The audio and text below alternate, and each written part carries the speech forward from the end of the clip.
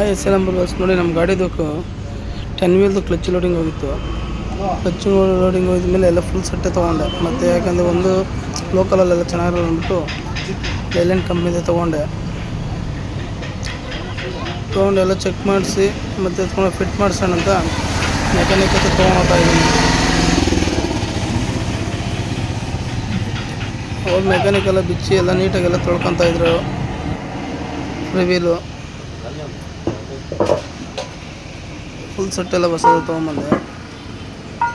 ಆಮೇಲೆ ಎಲ್ಲ ನೋಡೋ ಇನ್ನೊಬ್ಬನು ಫಿಟ್ ಮಾಡ್ತಾಯಿದ್ದಾನೆ ನಮ್ಮ ಫ್ರೆಂಡು, ಇವನೇ ಮೆಕ್ಯಾನಿಕ್. ಅವನು ನೀಟಾಗೆಲ್ಲ ರೆಡಿ ಮಾಡ್ತಾಯಿದ್ದಾನೆ, ಫಿಟ್ಟಿಂಗ್ ಮಾಡ್ತಾಯಿದ್ದಾನೆ.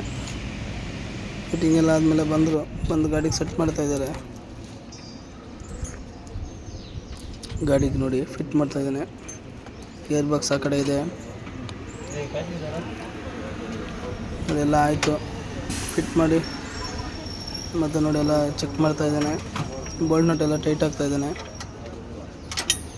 ಹಾಕಿದಾದ್ಮೇಲೆ ಸರಿ ಅಂದ್ಬಿಟ್ಟು ನಾನು 11 ಗಂಟೆಗೆ ನೈಟು 11 ಗಂಟೆಗೆ ಕರೆಂಟ್ ಬಂದು ನೋಡಿ ನಮ್ಮ ಬೋರ್ಗಳೆಲ್ಲ ರನ್ ಮಾಡಿ ನೀರು ಹೊಡ್ಸೋಣ ಅಂದ್ಬಿಟ್ಟು ಆಲೂಗಡ್ಡೆಗೆ ನೋಡಿ ನೀರಲ್ಲಿ ಎಷ್ಟು ಬರ್ತಾವೆ ನಮಗೆಲ್ಲ ಅಂತ. ಮತ್ತೆಲ್ಲ ಇದು ಸಣ್ಣಗೆ ಬಂದುಬಿಡ್ತದೆ. ಸ್ಟಾಕ್ನಲ್ಲಿ ಹಿಡಿದು ನೋಡಿ ನೀರು ಓಡಿಸ್ತಾ ಇದ್ದೀನಿ. ನೋಡಿ ಮಾಡಲೇಬೇಕಲ್ವ ಕೆಲಸ. ಈಗ ಟೈಮ್ ಬಂದು ರಾತ್ರಿ 12:45 ಆಗಿತ್ತು. ಈ ಟೆಂಕ ಮನೆ तेरह के शकल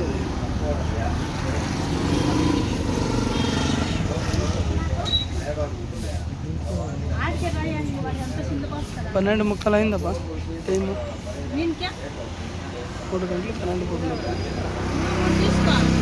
గంటలకు 12:45.